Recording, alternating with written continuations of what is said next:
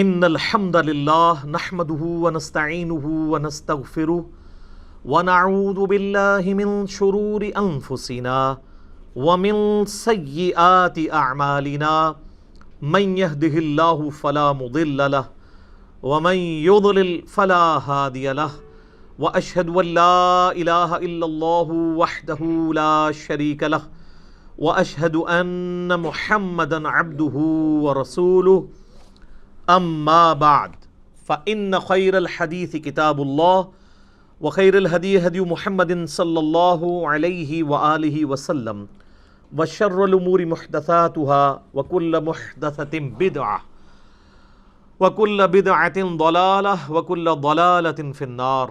أعوذ بالله السميع العليم من الشيطان الرجيم من همزه ونفخه ونفثه. بسم الله الرحمن الرحيم. رب اشرح لي صدري ويسر لي امري واحلل عقدة من لساني يفقهوا قولي. بسم الله الرحمن الرحيم. ان الله وملائكته يصلون على النبي يا ايها الذين آمنوا صلوا عليه وسلموا تسليما. اللهم صل على محمد وعلى آل محمد كما صليت على إبراهيم وعلى آل إبراهيم إنك حميد مجيد. اللهم بارك على محمد وعلى آل محمد كما باركت على إبراهيم وعلى آل إبراهيم إنك حميد مجيد. اللهم ربنا آتنا في الدنيا حسنة وفي الآخرة حسنة وقنا عذاب النار. لا الہ الا انت سبحانک انی کنت من الظالمین. حسبنا اللہ ونعم الوکیل. یا حی یا قیوم برحمتک استغیث ولا حول ولا قوة الا باللہ العلی العظیم. ربنا آتنا من لدنک رحمة وہیئ لنا من امرنا رشدا. آمین ثم آمین. الحمدللہ آج 3 نومبر 2019 کو سنڈے کے دن بمطابق 5 ربیع الاول 1441 ہجری میں ہماری قرآن کلاس نمبر 3 انشاءاللہ ہوگی، جس میں ہم انشاءاللہ قرآن حکیم کے تعارف کے اعتبار سے جو میں نے علمی پوائنٹس آج تک ڈسکس کیے ہیں، یعنی 20 پچھلی 2 کلاسوں کے اندر، اس سے آگے ہم انشاءاللہ اس کو لے کے چلیں گے. علمی پوائنٹ نمبر 21 سے آنورڈ. علمی پوائنٹ نمبر 21 وہ ہے میرے بھائیوں، قرآن حکیم عربی ادب کی جس کیٹیگری میں فال کرتا ہے اسے ہم کہتے ہیں خطبے کا سٹائل. قرآن حکیم اس طرح کی کتاب نہیں ہے جیسے کہ آپ کوئی بھی دنیاوی رائٹر آپ دیکھیں گے، جب کتاب لکھتا ہے تو وہ چیپٹرز بناتا ہے، ایک مقدمہ لکھتا ہے، پھر آگے ایک ترتیب کے ساتھ چیزوں کو مختلف چیپٹرز کے اندر ایڈریس کرتا ہے، جیسے ونس اپان اے ٹائم والا سٹائل ہے، اور اس میں ایک ربط پایا جاتا ہے. اس طرح کا ربط قرآن حکیم میں نہیں پایا جاتا جہاں تک چیپٹرز کی ترتیب کا تعلق ہے. البتہ چونکہ قرآن حکیم کا جو سٹائل ہے وہ ایک یونیک سٹائل ہے، اور اسے عربی میں آپ سمجھ سکتے ہیں کہ خطبے کا سٹائل ہے. آپ یہ کہہ سکتے ہیں کہ Quran Hakeem collection of divine origins of almighty Allah ہے. اللہ تعالیٰ کے خطبات، تقریروں کا مجموعہ ہے.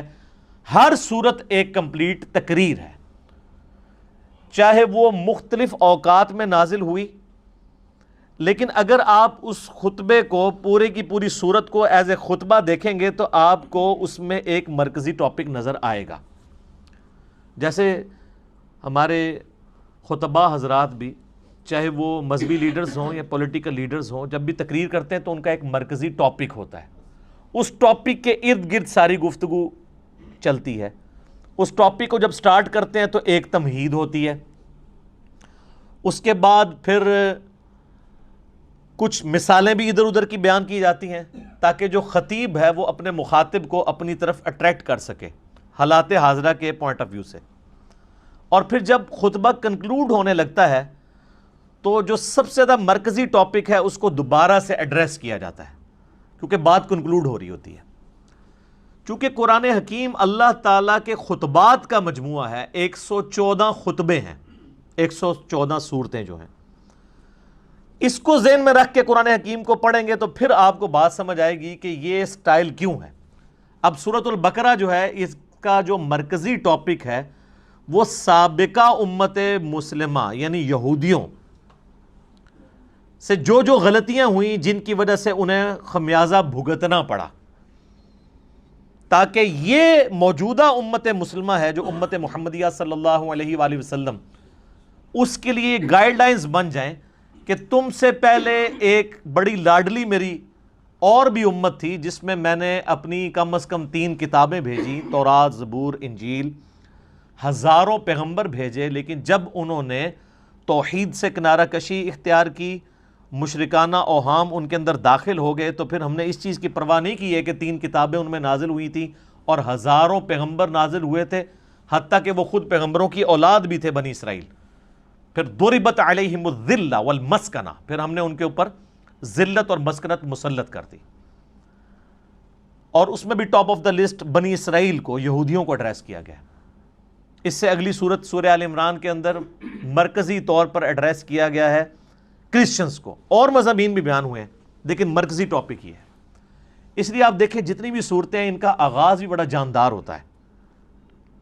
سورۃ البقرہ ہی دیکھ لیں، الف لام میم ذالک الکتاب لا ریب فیہ، یہ وہ کتاب ہے جس میں شک کی کوئی جگہ نہیں ہے۔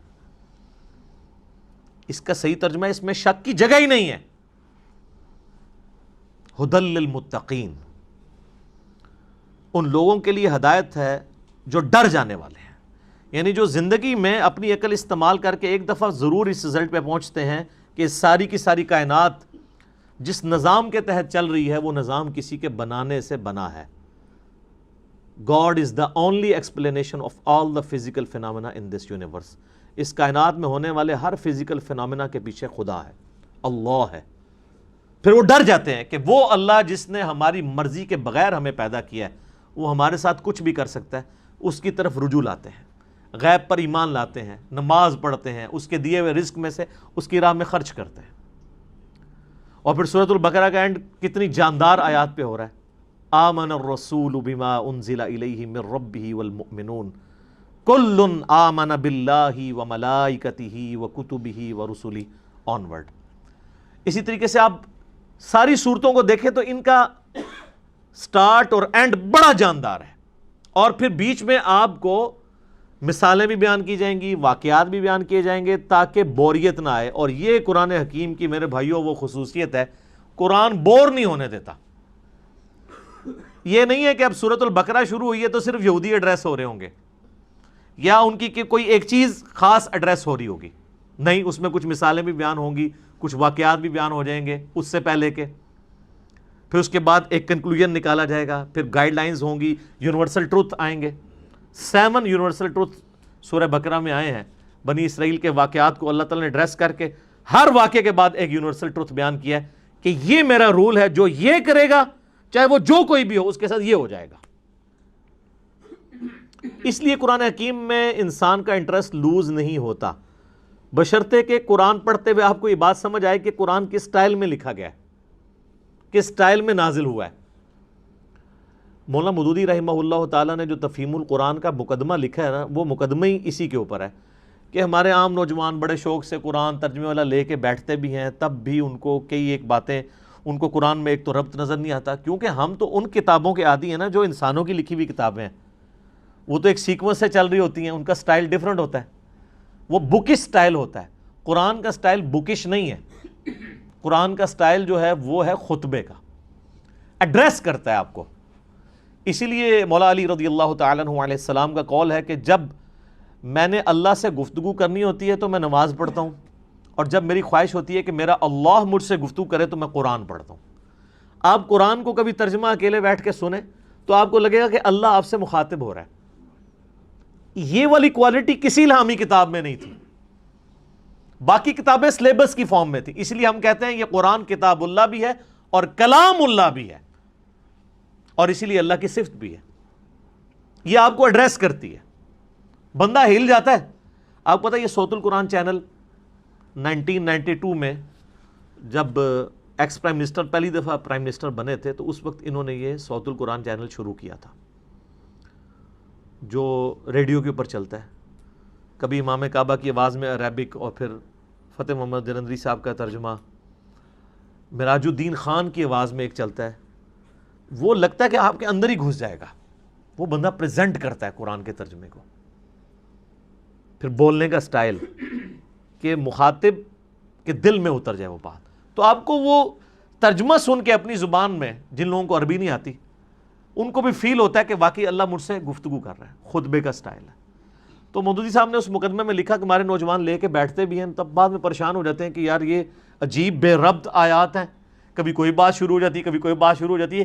لیکن جس بندے کو اسٹائل کا پتہ ہے نا, اس کو قرآن حکیم کی ہر آیت کا دوسری کے ساتھ ربط بھی نظر آئے گا. وہ ربط آپ ایک دفعہ اس چیز کو ڈسکور کر لیں تو آپ کو بھی ٹیسٹ فیل ہوگا. آپ پتہ اس وقت انگلینڈ کے اندر ایک, اب نیو مسلم تو نہیں ان کو کہنا چاہیے, اب ان کو 10 سال سے زیادہ ہو چکے ہیں, مسلمان ہوئے, عبد الرحیم گرین. اس وقت ٹاپ آپ سمجھ لیں سپیکرز میں سے ہیں مسلمانوں کے. انگلش میں وہ ان کے مختلف ٹاپکس پہ لیکچرز ہیں. انہوں نے اپنا اسلام لانے کا واقعہ بھی بیان کیا ہے ایک آڈیٹوریم میں خطاب کرتے ہوئے. اس میں ایک بات انہوں نے بڑی زبردست کی, باقی آپ یوٹیوب پہ دیکھ سکتے ہیں.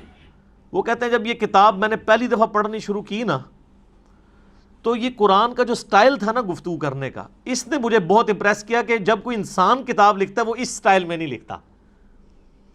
وہ کہتا ہے میں قرآن کے سٹائل سے امپریس ہوا ہوں کہ یہ گفتگو اس طرح کرتا ہے اور اس کانفیڈنس کے ساتھ گفتگو کرتا ہے کہ یہ کریٹر آف دا یونیورس ہی گفتگو اس طریقے سے کر سکتا ہے. انسان تو اتنے اعتماد سے دوسرے کے ساتھ بات ہی نہیں کر سکتا. اس میں جو کانفیڈنس ہے کتاب کے اندر, پھر اس کتاب کا جو سٹائل ہے وہ بتاتا ہے کہ یہ انسان کی لکھی ہوئی کتاب نہیں, کیونکہ انسان جب بھی کتاب لکھتا ہے نا ایک خاص سیکوینس کے تحت لکھ رہا ہوتا ہے, چیپٹرز بناتا ہے, اور یہ بالکل ڈیفرنٹ سٹائل ہے. حالانکہ اس کو اس وقت یہ نہیں پتا تھا کہ اس کا سٹائل کون سا ہے, خطبے کا سٹائل ہے. تو خطبہ تو اسی طرح ہی ہوتا ہے. خطبے کا سٹائل ہے اس لیے کہ خطیب کا کام یہ ہوتا ہے کہ وہ اپنے مخاطب کے دل میں اپنی بات اتارے. تو اللہ تعالیٰ اس کتاب کا خطیب بھی ہے, اور یہ کتاب اللہ کی صفت ہے. یہ مخلوق نہیں ہے, غیر مخلوق ہے, کیونکہ کلام متکلم کی صفت ہوتا ہے. میں پچھلے لیکچرز میں اس کو ڈسکس کر چکا ہوں. تو قرآن حکیم پڑھتے وقت یہ آپ نے ذہن میں رکھنا ہے کہ اس کا سٹائل خطبے کا سٹائل ہے. جب خطبے کا سٹائل ہے تو پھر اچانک اگر کوئی واقعہ آ جائے بیچ میں تو پریشان ہونے والی بات نہیں کہ اچانک یہ بات ہوتے ہوتے یہ بیچ میں واقعہ کیسے آ گیا.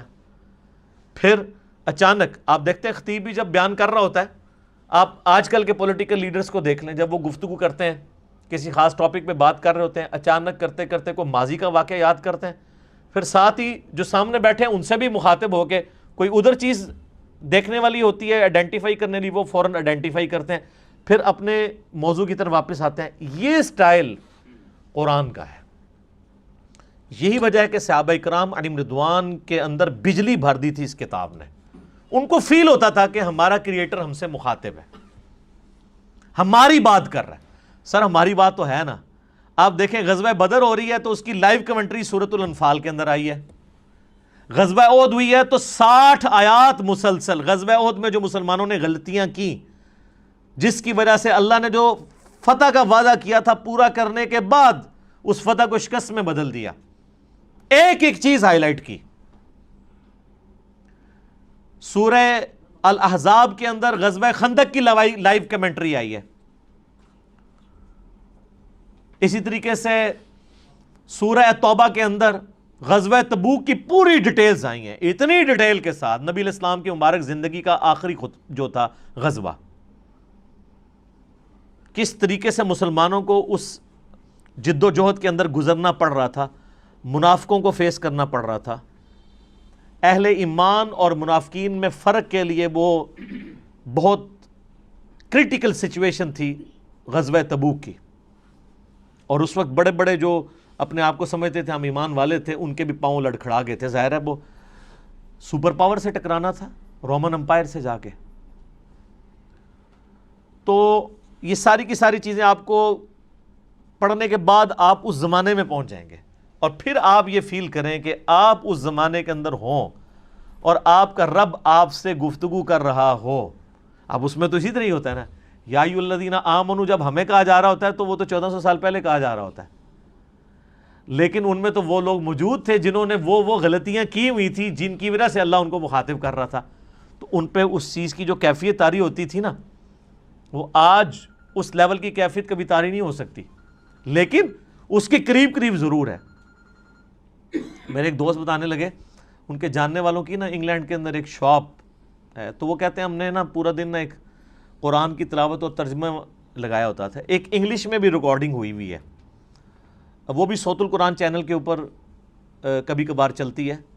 ویسے یہاں پہ جو رفاح یونیورسٹی ہے نا اسلام آباد میں، تو ان کا 24 گھنٹے قرآن کا چلتا ہے چینل، وہ آلموسٹ 3-4 دن میں قرآن پاک مکمل کر دیتے ہیں۔ تو اس میں ایک انگلش ترجمہ ہے، اس میں عربی کی آواز مشاری راشد کی ہے، اور انگلش ترجمہ جو ہے نا وہ اتنی زبردست آواز میں ہے، جس کو انگلش سمجھ آتی ہے تو وہ لگتا ہے کہ خدا آپ سے مخاطب ہے اور آپ کے دل میں اترتا ہے۔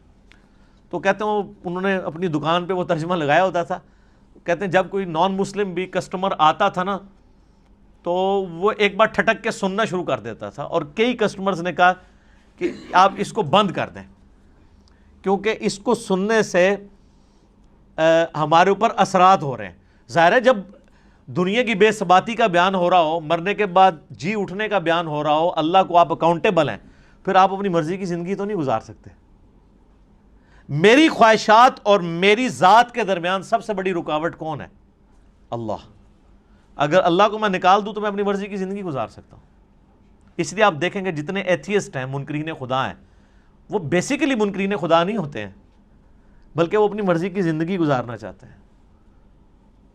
اس لیے پھر اس کے لیے پہلی شرط یہ ہے کہ خدا کو بیچ میں سے نکال دیں، ورنہ یہ تو ہر وقت لٹکتی ہوئی تلوار ہے خدا کا کانسیپٹ، کہ آپ اکاؤنٹیبل ہیں کسی کو، آپ کی جواب دہی ہونے والی ہے مرنے کے بعد۔ تو یہ قرآن حکیم کا خطبے کا سٹائل ہے، یہ قرآن پڑھتے وقت یہ چیز ذہن نشین ہونی چاہیے۔ علمی پوائنٹ نمبر 22 وہ ہے میرے بھائیوں، قرآن حکیم کا جو ایک ڈیوائن میوزک ہے، اس کے اندر ملکوتی غنا ہے، جو ایک آپ شاعری تو اسے نہیں کہہ سکتے، لیکن ہم وزن ہے آیات۔ الرحمن علم القرآن خلق الانسان علمہ البیان۔ آپ دیکھتے ہیں یہ ایک جتنی بھی نہیں ہے، لیکن ان میں ایک ڈیوائن میوزک، ملکوتی غنا، ایک صوتی آہنگ پایا جاتا ہے۔ یہ جو قرآن حکیم کا سٹائل ہے یہ کوئی شاعری والا نہیں ہے، کیونکہ شاعری کے اندر ردیف قافیے جو ہیں وہ بالکل برابر ایک طرح چل رہے ہوتے ہیں، قرآن حکیم میں تو ایسے نہیں چل رہے۔ ایون ملکوتی غنا ہوتا ہے لیکن الفاظ ڈیفرنٹ کے ساتھ، جیسے سورۃ الفاتحہ آپ دیکھ لیں، الحمدللہ رب العالمین الرحمن الرحیم۔ اب رب العالمین میں نون ہے، الرحمن الرحیم کے اینڈ پہ میم ہے، الفاظ تو مختلف ہیں۔ اگر شاعری ہوتی تو یہاں بھی نون ہی ہوتا، لیکن اگلی آیت مالک یوم الدین واپس اسی سٹائل میں۔ تو یہ شاعرانہ کلام بھی نہیں ہے، لیکن اس میں ایک ربط بھی ہے، وہی ربط عرب کے لوگوں کو اٹریکٹ کرتا تھا۔ اگر قرآن حکیم نثر کی فارم میں ہوتا تو اس کی اٹریکشن نہ ہوتی اس طرح کی جو اس کی وجہ سے ہے، اور اسی وجہ سے ہم قرآن حکیم کو طرز لگا کے پڑھ بھی لیتے ہیں، ورنہ قرآن حکیم کی جو آپ قاریوں کی اتنی طرزیں پیاری پیاری سنتے ہیں، یہ کبھی طرز لگا ہی نہ سکتے اگر اس کا نثر کا سٹائل ہوتا تو۔ اور یہ طرز لگانے کا حکم ہے، بخاری اور مسلم میں حدیث ہے، نبی صلی اللہ علیہ وآلہ وسلم نے فرمایا جو قرآن کو ترنم سے نہ پڑھے وہ ہم میں سے نہیں ہے۔ یہ نہ سمجھیے گا کہ یہ لوگ شوقیہ پڑھ رہے ہوتے ہیں، نبی علیہ السلام خود بھی ترنم سے قرآن پڑھا کرتے تھے۔ بخاری مسلم میں کئی احادیث ہیں، حتیٰ کہ بخاری میں ایک حدیث ہے، نبی صلی اللہ علیہ وآلہ وسلم نے فرمایا اللہ تعالیٰ اپنی مخلوقات میں سے سب سے زیادہ شوق کے ساتھ وقت کے پیغمبر کی آواز کو سنتا ہے جب وقت کا پیغمبر ترنم کے ساتھ قرآن پڑھ رہا ہوتا ہے، اپنی کتاب پڑھ رہا ہوتا ہے۔ اللہ تعالیٰ اس چیز کو شوق سے سنتا ہے۔ آپ عرب کے قاریوں کو دیکھیں نا، اور میں کہتا ہوں آج کے دور میں جیسے کہ مشاری راشد نے ایک عام مسلمان کے دل میں قرآن حکیم کی محبت پیدا کی ہے نا، وہ یقیناً ان کا خاصہ ہے۔ دیکھیں یہ فیلڈ ہے نا، قرآن حکیم کی ایک فیلڈ ہے کہ ایک بندہ اچھی عربی جانتا ہو، اچھی تفسیر کر لے، یہ ایک فیلڈ ہے۔ ایک فیلڈ یہ ہے کہ قرآن حکیم کی وہ خطاطی اچھی کر لے۔ اب عالم دین تو خطاطی نہیں کر پائے گا، ایک جو خطاط کر سکتا ہے۔ اس وقت بھی آپ کو پتہ ہے جو ٹاپ آف دا لسٹ خطاط ہے، جو اب مسجد نبوی میں ساری حرمین میں جو رائٹنگ کر رہا ہے، وہ پاکستان کا ہے، کراچی کا رہنے والا ہے۔ اس کو پورا آفس دیا انہوں نے، ادھر تو اس بیچارے کو پوچھتا ہی کوئی نہیں تھا، وہ تو جب اس کی رائٹنگ سامنے آئی ہیں تو اب یہ ایک علیحدہ سے فیلڈ ہے۔ اسی طریقے سے قرآن حکیم کو ترنم سے پڑھنا، یہ بھی الگ سے ایک فیلڈ ہے۔ ایک تو ترنم وہ ہے جو مولوی لگاتے ہیں، قرآن بالکل غلط پڑھ رہے ہوتے ہیں، صرف ترنم ہی ہوتا ہے اس میں، اور گانے کی طرز پہ پڑھ رہے ہوتے ہیں۔ گانے کی طرز پہ اس لیے کہ وہ قرآن حکیم کے جن الفاظ کو کھینچنا ہے ان کو نہیں کھینچتے، اور جن کو کھینچنا چاہیے ان کو مختصر پڑھ دیتے ہیں۔ قرآن حکیم کی طرز ہر بندہ تو نہیں لگا سکتا جب تک وہ قرات کے اصولوں سے واقف نہیں ہے کہ کس لفظ کو آپ کھینچ کے پڑھ سکتے ہیں، یعنی لمبا کر کے، اور کسی کو لمبا نہیں کر سکتے۔ اسی لیے آپ دیکھیں گے علماء حضرات اکثر جو قاری نہیں ہوتے، جب وہ قرآن پڑھ رہے ہوں گے نا تو بالکل غلط قرآن پڑھ رہے ہوتے ہیں، زبر زیر ٹھیک پڑھ رہے ہوں گے، اور بعض تھوڑے بہت ایسے ہوں گے جو پروناؤنس بھی صحیح کر لیں گے۔ ویسے تو عموماً وہ لگتا ہے پنجابی میں ہی قرآن پڑھ رہے ہیں، عربی ان کو آتی ہوتی ہے لیکن عربی پروناؤنس نہیں صحیح کرنی آتی۔ بہت کم ہیں علماء میں سے جو صحیح پروناؤنس بھی عربی کو کر سکتے ہیں، یعنی ہمارے جو سب کانٹیننٹ کے لوگوں کی بات کروں، عرب کے لوگوں کی نہیں، ان کی تو اپنی زبان ہے۔ پھر وہ جب طرزیں لگانا شروع کرتے ہیں تو ان کو پتہ ہی نہیں ہے کہ وہ کون سے الفاظ کھینچ رہے ہیں، وہ کھینچنے بنتے بھی ہیں کہ نہیں، اور بعض اوقات وہ بعض ایسے الفاظ کو کھینچ دیتے ہیں کہ مطلب ہی الٹ ہو جاتا ہے۔ مثلا یہ جو لفظ ہے لام زبر لا، اگر لام کے اوپر زبر کے ساتھ لام زبر لا پڑھا جائے تو اس کا مطلب ہوتا ہے یقیناً، ضرور، بالضرور، جیسا کہ سورہ التکاثر میں آتا ہے ثم لتسألن یومئذ عن النعیم، ثم لتسألن، لام زبر لا، پھر اس قیامت کے دن ضرور تم سے پوچھا جائے گا ان نعمتوں کے بارے میں جو دنیا میں تمہیں اللہ نے دی تھی۔ لیکن اگر آپ اس کو طرز لگاتے ہوئے ثم لا تسألن، لا کو ذرا سا لمبا کر دیا تو لا کا مطلب کیا ہے؟ نہیں۔ اب یہ لام نہیں کھینچا جا سکتا۔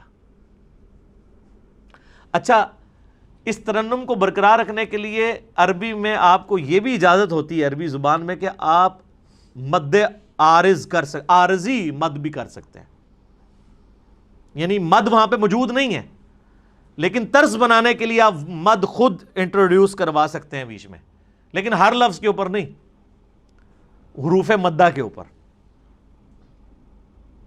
جس طرح یا مدہ ہے، واو مدہ ہے، الف مدہ ہے۔ جیسے ہم سورۃ الفاتحہ آپ دیکھتے ہیں، میری بھی قرات کہ یہ ایک چڑھی ہوئی ہے، تو اس میں اب جب ترنم سے پڑھ رہا ہوتا ہوں تو آپ اگر قرآن کھول کے دیکھیں گے تو وہاں تو مد نہیں پڑی ہوئی، لیکن اس مد کو میں خود بنا رہا ہوتا ہوں، وہ عربی رول کے تحت۔ ایک تو سورۃ الفاتحہ کے اینڈ پہ مد آتی ہے نا، مطلب ضالین، وہ تو لکھی ہوئی ہے، لیکن اس سے پہلے جو ہم پڑھ رہے ہوتے ہیں، اعوذ باللہ من الشیطان الرجیم، الحمد للہ رب العالمین، ابھی جو میں نے کھینچا ہے یہ ہے نہیں ہے، لیکن اس کے بغیر یہ ترنم بن نہیں سکتا۔ الرحمن الرحیم مالک یوم الدین ایاک نعبد و ایاک نستعین۔ تو یہ جو کھینچنے والی چیز ہوتی ہے نا، یہ اس کے ترنم پیدا کرنے کے لیے، اور یہ عربی لنگوسٹک کے مطابق ہے۔ اذان میں بھی آپ دیکھیں، اذان میں جہاں کھینچ سکتے ہیں وہیں کھینچ سکتے ہیں۔ اذان پڑھتے ہوئے کیا آپ کہتے ہیں؟ اللہ اکبر، اللہ اکبر۔ اب اس میں کھینچی دو ہی جگہ گئی ہے، اللہ، لام کھڑی زبر والی۔ اب اکبر لفظ ہے، اس کو تو میں کھینچ نہیں سکتا، اکبر یہ نہیں پڑھ سکتا، یہ اکبر ہی رہے گا۔ اشہد ان لا الہ الا اللہ، اب یہ اللہ اتنا لمبا کھینچ دیا، یہی کھینچ سکتا ہے. تو آپ باقی دعاؤں میں بھی دیکھیں کتنے ربط ہیں. یہ جو ہم قنوت وتر میں دعا پڑھتے ہیں، حسن ابن علی کو نبی علیہ السلام نے سکھائی تھی اپنے نواسے کو جامعہ ترمذی میں. اللہم اہدنی فی من ہدیت وعافنی فی من عافیت وتولنی فی من تولیت وبارک لی فی ما اعطیت وقنی شر ما قضیت. دیکھا کیسی ٹون ہے اس میں، دعاؤں میں بھی آپ کو نظر آئے گی. قل اعوذ برب الفلق من شر ما خلق ومن شر غاسق اذا وقب. لمبائی ڈیفرنٹ ہو گئی ہے لیکن اس کی جو ملکوتی غنا ہے وہ برقرار ہے. اصل بعض صورتیں ایسی ہیں جن میں جو شاہکار ہیں عربی لنگوسٹک کا، سورہ مریم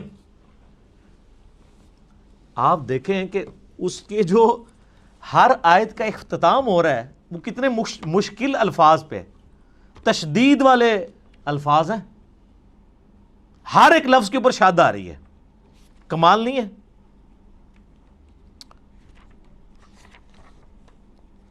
پارہ نمبر 16 کے اندر جا کے آتی ہے نا سورہ مریم. اعوذ باللہ من الشیطان الرجیم. آپ دیکھیں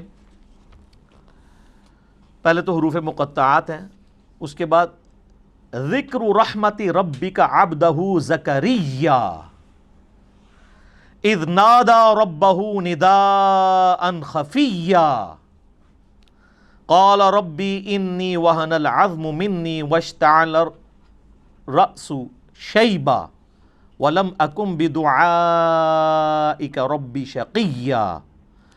اس کے بعد اگلے ولیا رضیا سمیا عتیا عشیا صبیا تقیا عصیا حیا شرقیا سویا تقیا زکیا بغیا. ٹون ہے. اور یہ دو صورتیں تو کمال ہیں، سورہ طٰہٰ اور سورہ مریم. طٰہٰ ما انزلنا علیک القرآن لتشقى الا تذکرۃ لمن یخشی. سر عربی ایویں تو پاگل نہیں ہو گئے تھے جناب، کیا وہ جڈ قوم ہے اور سپر پاورز الٹ کے رکھ دی ہیں صدیوں کی. بجلی بری گئی تھی ان کے اندر، اس قرآن نے ان کے اندر یقین ڈال دیا تھا.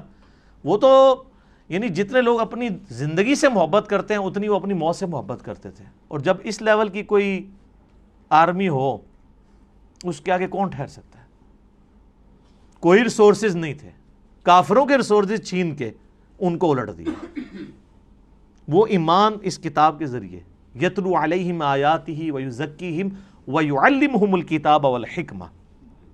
یہ بجلی نبی علیہ السلام نے قرآن کے ذریعے بھری ہے ان کے اندر. تو یہ اس کے اندر ایک ڈیوائن میوزک ہے، ترنم ہے. اس کی وجہ سے عربی لوگ، چونکہ آپ پتہ ہے ان کو شاعری کے ساتھ بھی بڑا شغف تھا. آپ عمر سیریز دیکھیں تو آپ دیکھیں گے وہ عام گفتگو میں بھی شاعرانہ انداز میں گفتگو کر لیتے تھے. فی البدی ان کی عام گفتگو بھی جو ہے وہ بھی ہم پلہ الفاظ کے اوپر مشتمل ہوتی تھی.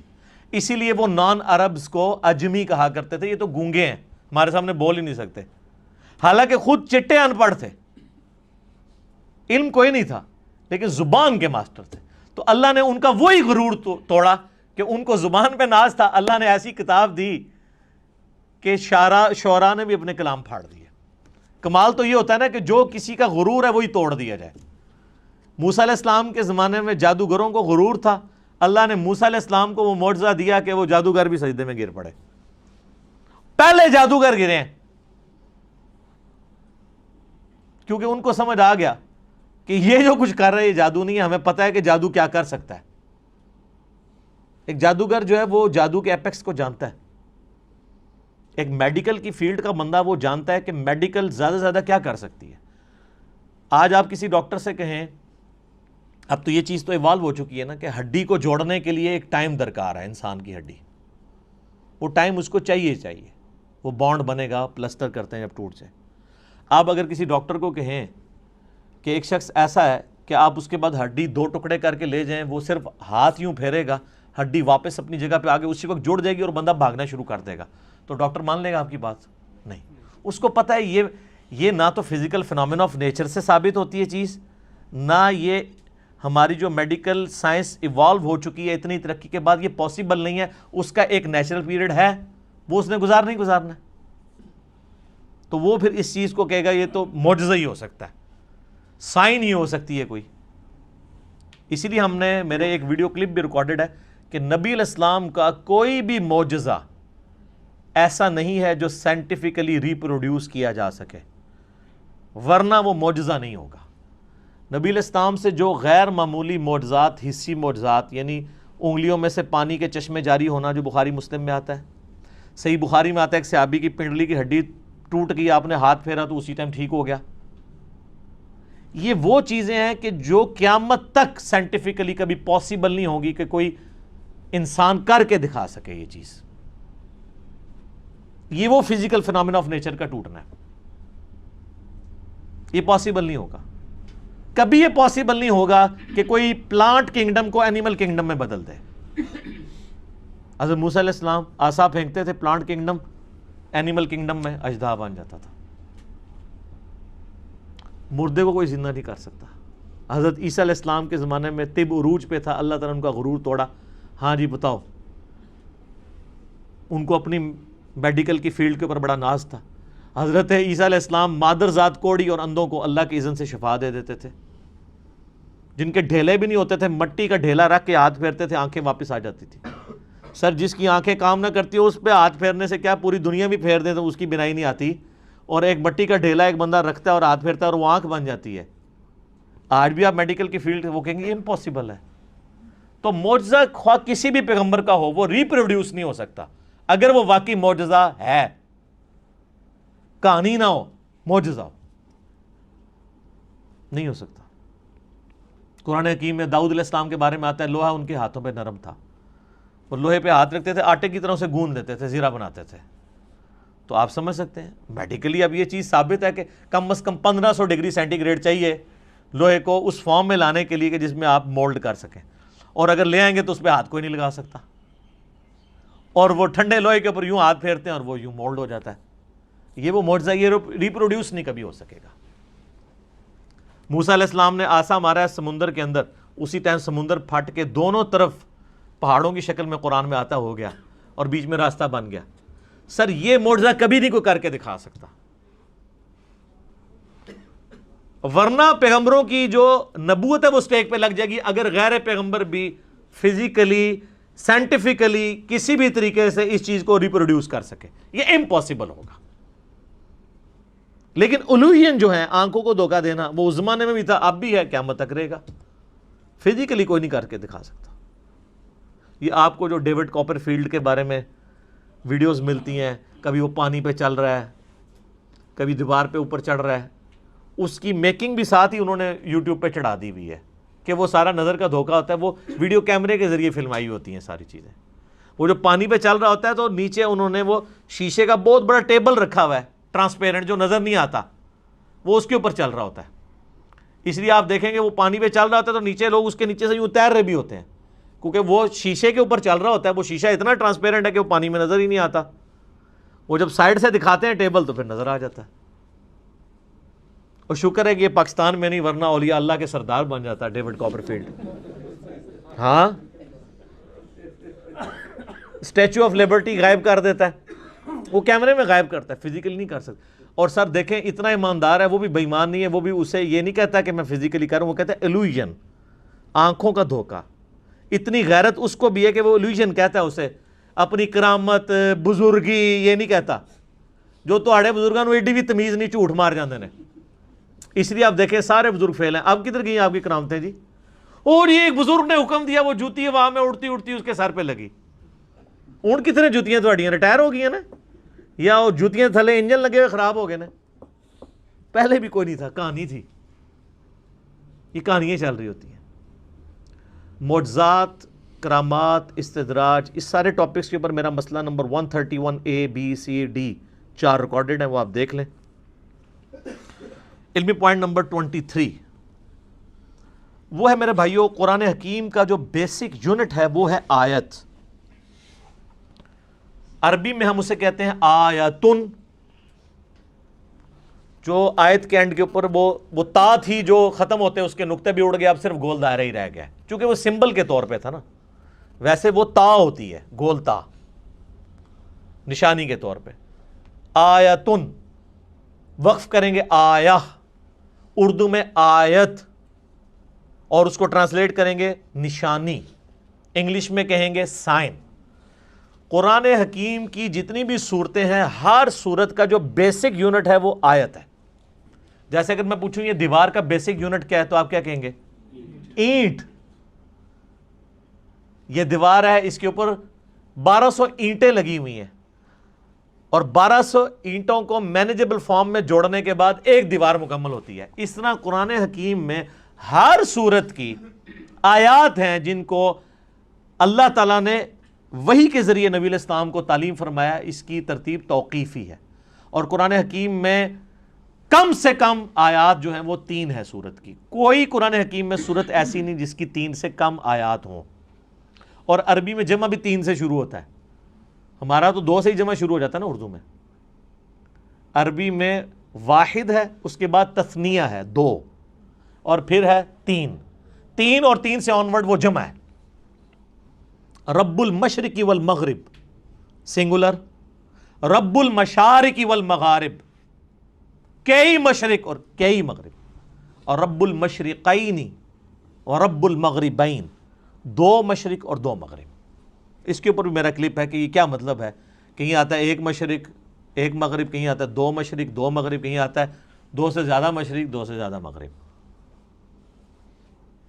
وہ آپ دیکھ لیجئے گا. تو عربی میں اس طریقے سے. تو قرآن حکیم میں چونکہ سورت ہے تو اس میں آیات ہیں, تو آیات کم از کم جمع تو ہونی چاہیے, تب ہم انہیں آیات بولیں گے. تو کم سے کم آیات جو ہیں وہ 3 ہیں, اور قرآن حکیم کی سب سے چھوٹی سورت کی بھی آیات 3 ہی ہیں. انا اعطیناک الکوثر فصل لربک وانحر ان شانئک هو الابتر. 3 آیات ہیں. اذا جاء نصر اللہ والفتح ورأیت الناس يدخلون فی دین اللہ افواجا فسبح بحمد ربک واستغفرہ انہ کان توابا. واستغفر پہ ہم وقف کرتے ہیں, نہ بھی کرے کنٹینیوس بھی پڑھ سکتے ہیں. یہ 3 آیات ہیں, 3 سے زیادہ ہی ہیں, کم نہیں ہے. اور قرآن حکیم کی سب سے چھوٹی آیت کون سی ہے؟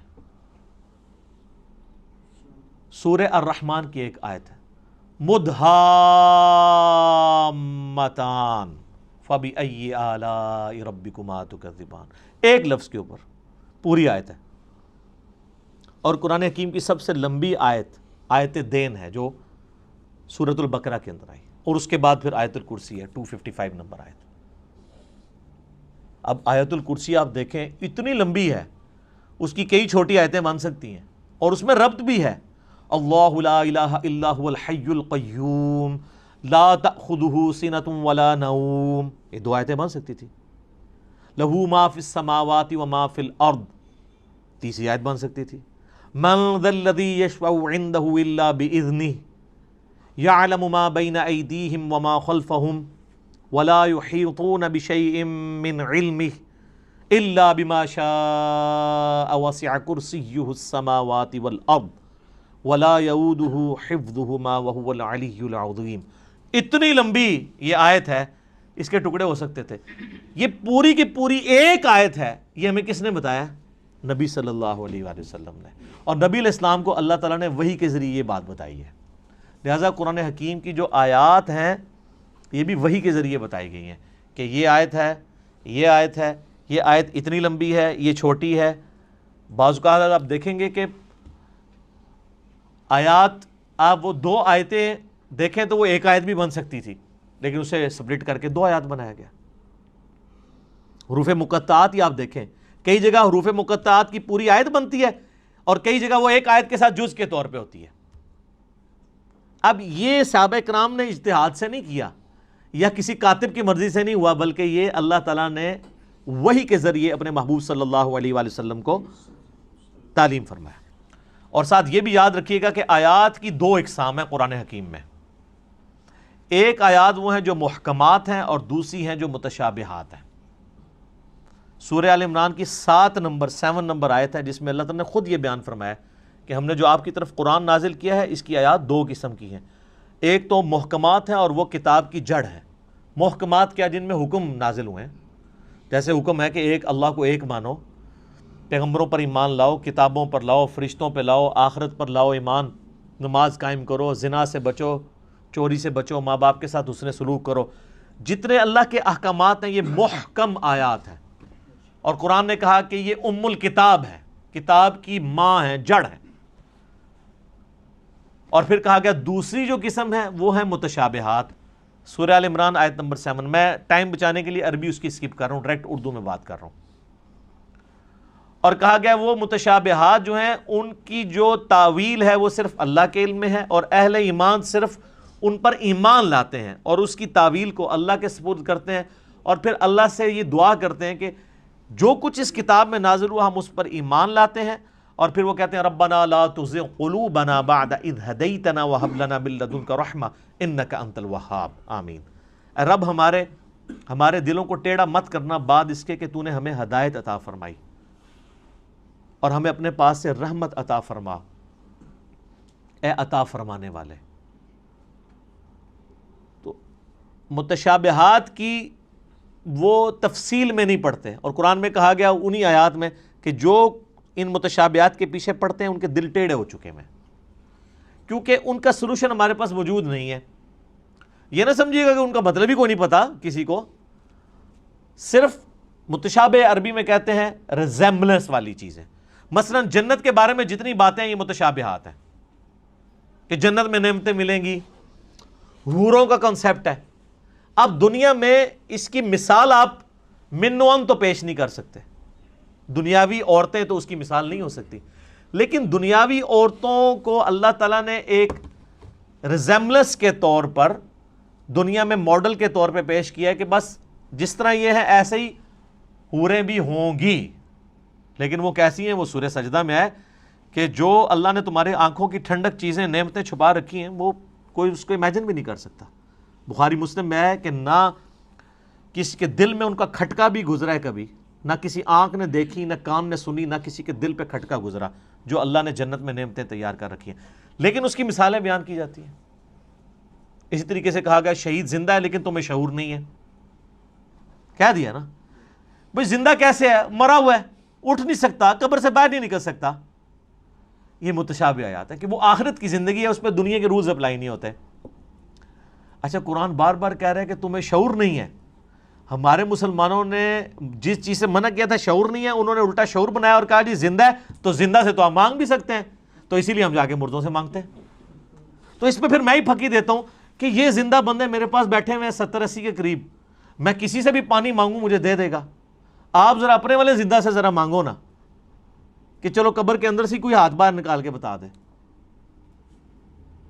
اگر آپ یہی رول لگا رہے ہو پھر آپ کو ماننا پڑے گا کہ یہ زندگی اور وہ زندگی اور.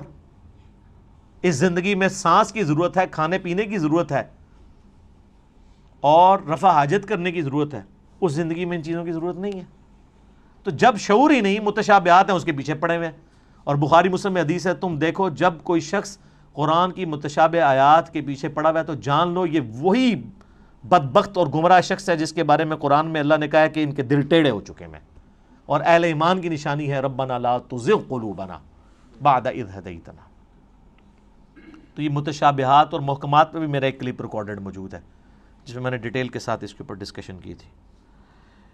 علمی پوائنٹ نمبر 24 وہ ہے میرے بھائیوں، قرآن حکیم کی آیات مل کر ایک مکمل صورت بناتی ہیں، جس کا کچھ حصہ میں پہلے ڈسکس کر چکا کہ قرآن حکیم میں کم از کم 3 آیات والی ایک صورت ہے. سورۃ الکوثر، سورۃ النصر اور بھی سورۃ العصر میں بھی 3 آیات ہی ہیں، کم سے کم 3. زیادہ سے زیادہ سب سے زیادہ سورۃ البقرہ میں 286. تو آیات مل کے مکمل صورت بناتی ہیں. بیسک یونٹ آیت اور اس کا مکمل جب خطبہ ہوتا ہے تو وہ صورت.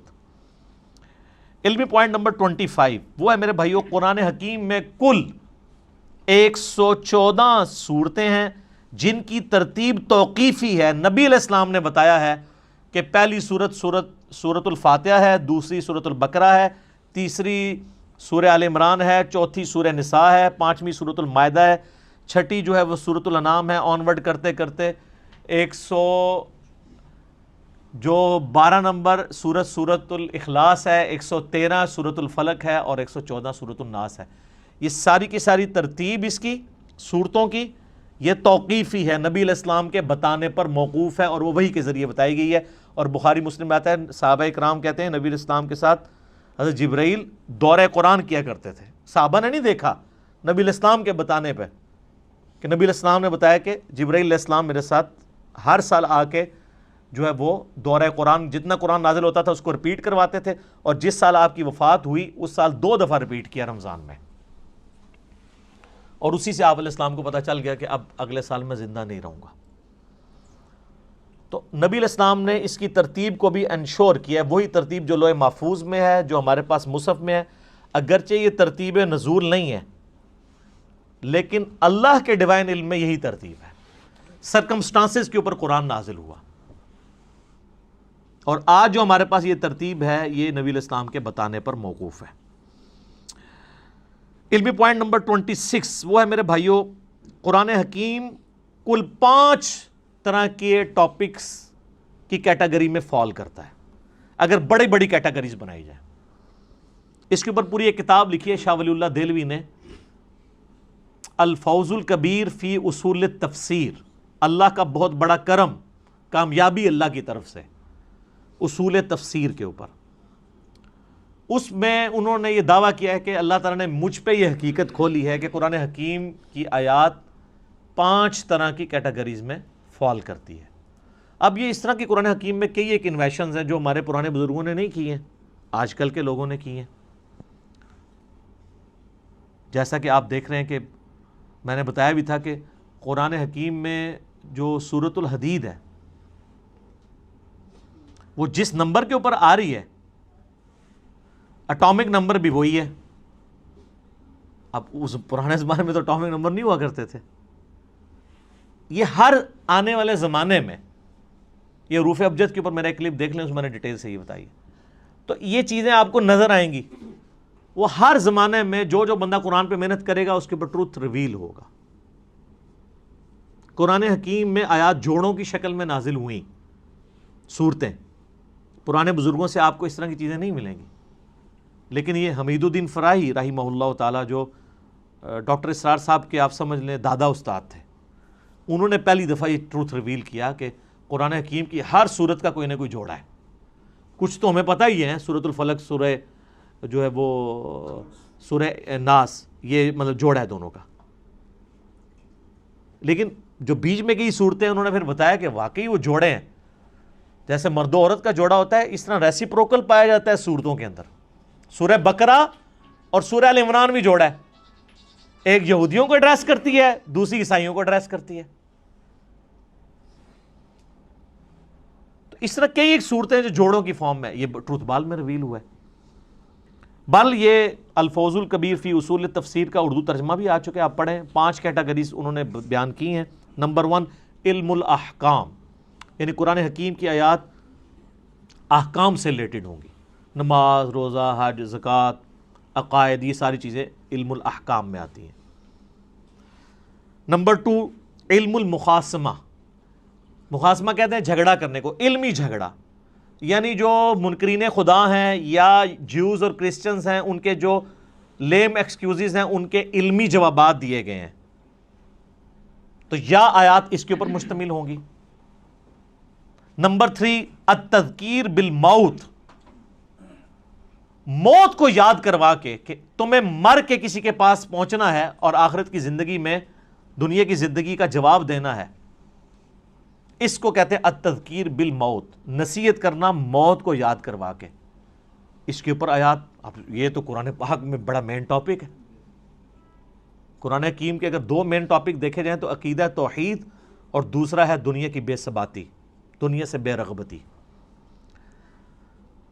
چوتھی کیٹیگری انہوں نے کہا التذکیر بآلاء اللہ، اللہ کی قدرت کی بڑی بڑی نشانیوں کے ذریعے اللہ اپنا تعارف کرواتا ہے. جتنے فزیکل فینومینا آف نیچر اس میں ڈسکس ہوئے ہیں، سائنٹیفک فیکٹس ڈسکس ہوئے ہیں، اس کا شاہکار آپ کو سورۃ النحل نظر آئے گی، سورہ روم نظر آئے گی، سورہ الرحمن نظر آئے گی. اس میں تو یہ لفظ بھی آ گیا ہے فَبِأَيِّ آلَاءِ رَبِّكُمَا تُكَذِّبَانِ، جس کا ترجمہ اکثر مولویوں نے غلط کیا ہوا ہے. تم اپنے رب کی کون کون سی نعمتوں کو جھٹلاؤ گے؟ حالانکہ نعمت خود عربی کا لفظ ہے.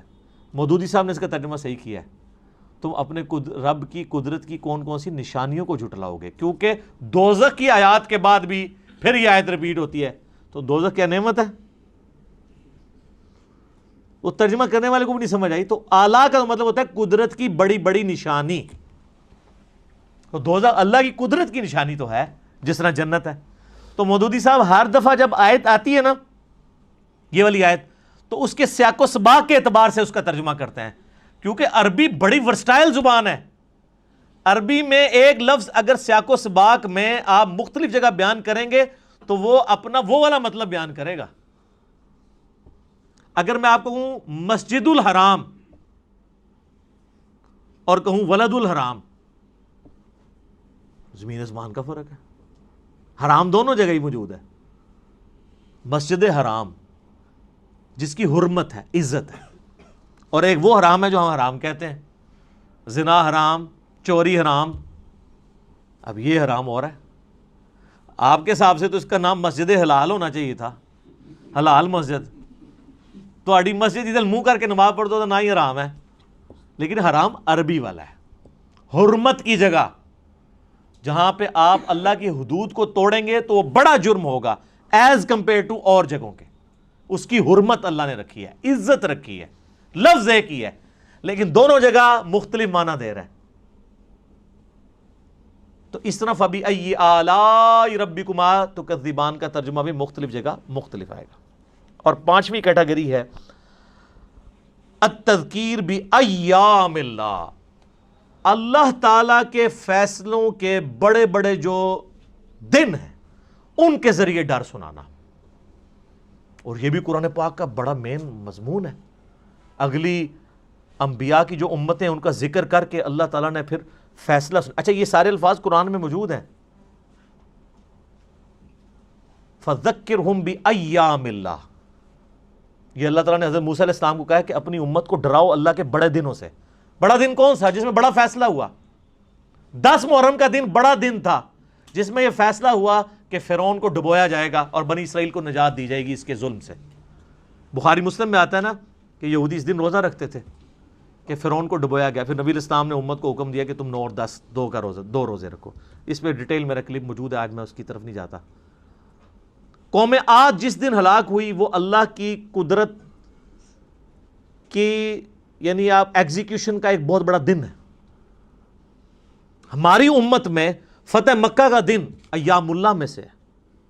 غزوہ بدر کا دن ایام اللہ ہے، اللہ کے فیصلے کا دن ہے. اللہ نے کہا یہ کہتے تھے نا فرقان ہوگا، یہ ابو جہل نے کہا تھا کہ یہ حق اور باطل میں فرق کرنے والا دن ہوگا. اللہ نے کہا تم نے فرقان بولا تھا، لے پھر میں اس دن کو فرقان بنا دیتا ہوں کہ نہتے مسلمانوں سے تم لیس ہوئے ہوئے کافروں کو، جنگجو کافروں کو مرواؤں گا. غیبی مدد کے ساتھ ہوا نا. تو یہ اللہ کی قدرت کے بڑے بڑے دن یہ اگلی امتوں میں بھی گزرے ہیں. قوم سمود، قوم عاد، قوم نوح کی تباہی کے دن ایام اللہ تھے. تو یہ 5 کیٹیگریز بنی. اب آپ قرآن کی کوئی آیت نکالیں، میں کوئی آیت بھی پڑھوں، آپ خود مجھے بتا دیں گے کہ یہ فلاں کیٹیگری میں فال کرتی ہے. اگر میں کہوں ان اللہ وملائکتہ یصلون علی النبی یا ایھا الذین آمنوا صلوا علیہ وسلموا تسلیما اللہم صلی علی محمد وعلی آل محمد. یہ آیت کس کیٹیگری میں فال کرتی ہے؟ تو آپ کہیں گے یہ علم الاحکام والی کیٹیگری میں فال کرتی ہے، کیونکہ اس میں حکم ہے دروشی پڑھنے کا. تو آپ یہ خود ڈیفائن کر سکتے ہیں. کوئی بھی آیت آپ کنسیڈر کریں گے آپ فوراً پہنچ جائیں گے یار یہ آیت فلاں کیٹیگری میں فال کرے گی.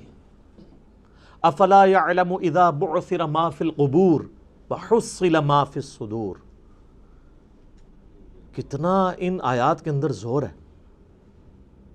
یہ التذکیر بالموت ہے کہ مرنے کے پاس تمہیں بعد اپنے رب کے حضور پیش ہونا ہے. اس کیٹیگری میں فال کرتی ہے. اور اسی طریقے سے آپ سورہ رحمان شروع کریں, اللہ کی قدرت کی نشانیاں. سورۃ النحل میں اللہ تعالیٰ نے کہا ہم نے شہد کی مکھی کے اوپر بھی یہ وحی کی ہے اور اس کو ہم نے راستے دکھائے ہیں کہ پھولوں کا رس چوس اور یہ سب کچھ. اس طرح کی جتنی چیزیں ہیں. سورۃ البقرہ میں آیا آسمان سے بارش کا برسنا, زمین سے سبزے کا نکلنا. یہ آیات جتنی ہیں کس کیٹیگری میں فال کرتی ہیں؟ التذکیر بآلاء اللہ, اللہ کی قدرت کی بڑی بڑی نشانی ہے. اور اس طریقے سے سورہ المائدہ کے اندر, سورہ نساء کے اندر, سورۃ البقرہ کے اندر اللہ تعالیٰ جو کرسچنز کو, جوز کو جواب دیتا ہے. سورہ مائدہ میں اللہ تعالیٰ فرماتا ہے نا کہ عیسیٰ کی مثال تو اللہ کے ہاں آدم کی سی ہے. آدم کو تو تم بھی اللہ کا بندہ ہی مانتے ہو, حالانکہ اس کی تو نہ ماں تھی نہ باپ. عیسیٰ کا باپ نہیں تھا تو اس کو تم نے خدا بنا لیا. جس کی ماں بھی نہیں تھی باپ بھی نہیں تھا اس کو تو تم بھی بندہ مان رہے ہو. اب یہ مخاصمہ کیا نا, جھگڑا کیا علمی, جس کو میں اینٹی وینم پھکی والی بات کرتا ہوں, الزامی جواب. یہ علم المخاصمہ ہے. ٹھیک ہو گیا جی. ابھی 26 پوائنٹ ہوئے ہیں جی, 14 ابھی بھی باقی ہیں. تو ہو سکتا ہے کہ چوتھا 5واں لیکچر بھی اس پہ ہو. اب ہمارا ٹائم پورا ہو چکا ہے. اللہ تعالیٰ سے دعا ہے جو حق بات میں نے کہی اللہ تعالیٰ ہمارے دلوں میں راسخ فرمائے. اگر جذبات میں میرے منہ سے کوئی غلط بات نکل گئی تو اللہ تعالیٰ ہمیں معاف کر دے, ہمارے دلوں سے محو بھی کر دے. اللہم صلی علی محمد وعلی آل محمد کما صلیت علی ابراہیم وعلی آل ابراہیم انک حمید مجید. اللہم بارک علی محمد وعلی آل محمد کما بارکت علی ابراہیم وعلی آل ابراہیم انک حمید مجید. اللہ تعالیٰ ہمیں اس دعوت حق کو دوسرے بھائیوں تک پہنچانے کی توفیق عطا فرمائے. سبحانک اللہم وبحمدک اشہد ان لا الہ الا انت استغفرک واتوب الیک وما علینا الا البلاغ المبین. جزاکم اللہ خیرا.